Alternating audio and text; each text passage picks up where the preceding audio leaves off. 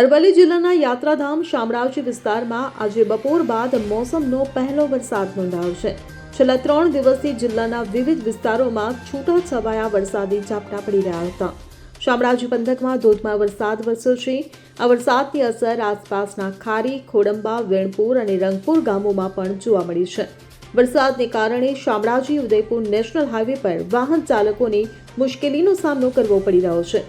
જો કે વરસાદથી ખેડૂતોને રાહત મળી છે. હવે તેઓ ખેતીની કામગીરી શરૂ કરી શકશે. તો બીજી બાજુ અસહ્ય ગરમી અને ઉકળાટ બાદ આ વરસાદથી વાતાવરણમાં ઠંડક પ્રસરી જવા પામી છે.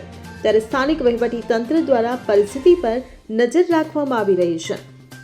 હવે જુઓ દેશ દુનિયાની તમામ ખબરો તમારી આંગળીના ટેરવે.